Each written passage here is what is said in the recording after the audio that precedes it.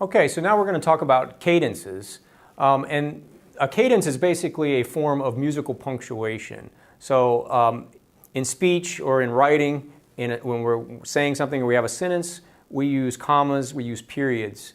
And the same sort of thing happens in music, where we have a phrase. And we can either have a comma, where we come to the end of a phrase, but it wants to continue, or we can have a period, which is the end of the phrase is over.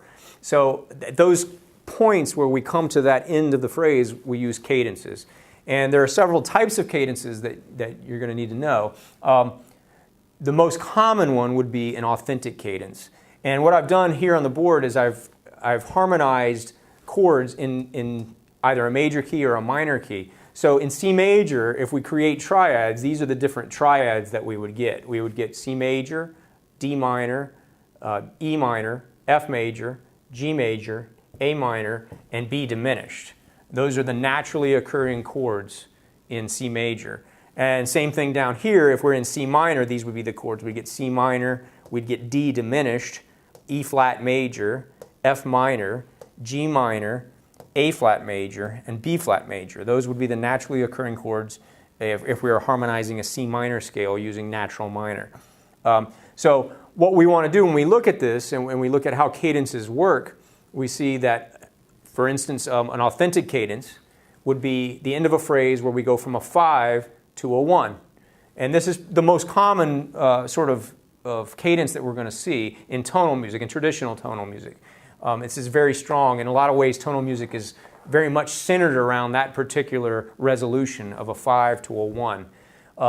And the reason that this is so strong is because we have a note in this 5 chord, which in this case is the B, which serves as a leading tone. We call this a leading tone because B is a half step below C, and we're in the key of C. So this B wants very strongly to resolve up a half step to C, and that gives us a strong resolution 5-1.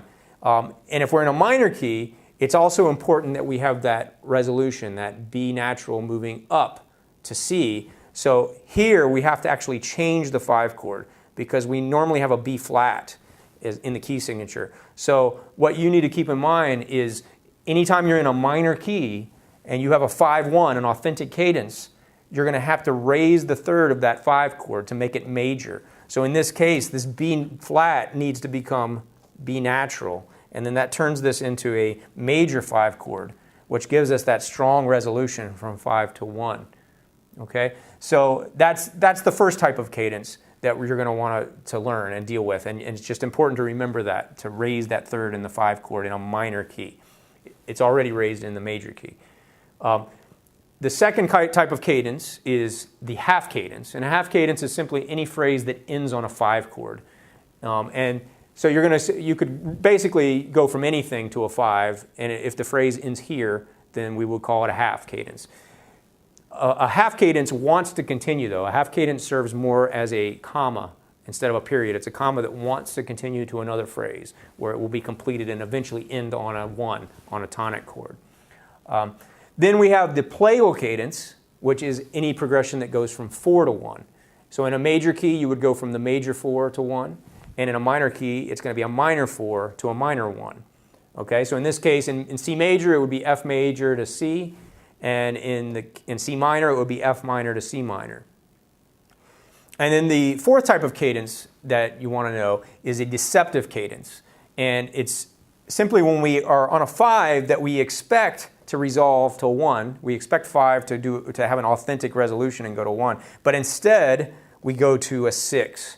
And that can be in a major key going from 5 to minor 6, or in a minor key going from 5 to major 6. And in both cases, our ear is kind of tricked. That's so the term deceptive is used. We expect something different than what we get. So I'll go to the keyboard and play these so you can hear what they sound like. So here we're going to look at the different types of cadences, and I'll play them for you. The first type of cadence, the common one, is the 5 to 1. So in a major key, if I'm in C major, my 5 chord is G. Okay, and here's the leading tone, B, that wants to go up a half step to C, like that. So 5, 1. That's an authentic cadence. Okay, if I'm in a minor key, C minor, I would go, now here in C minor, normally we would have a B flat, so we would end up with this, G minor, but as I said previously, we want to have a major 5 chord, so we need to raise this B flat and make it B natural, so that we have a leading tone, this note that pulls to C. So we have that resolution. G major resolving to C minor. Okay? And then if we look at a half cadence, that's anything that would simply end on a 5. So we could have, if we were in C major, we could have a 4 resolving, ending the phrase on a 5, and then the phrase continues on after that point, and eventually we would come back to a 1. But the phrase itself will end on that 5 chord, on that G. Again, if you're in a minor key, make sure that it's G major, that you raise the 3rd of the 5 chord to create a major chord. The plagal cadence is simply 4 to 1, so if we're in C major, we'd have this, F to C. That's a plagal cadence. And a deceptive cadence would be where we go 5, and it goes to a 6. So we're expecting to go to 1, and instead we go. If we were in a minor key, we would go 5 to major 6, in this case A flat. Okay, so again, our ear is deceived into not going to the 1 chord when we expect it to go.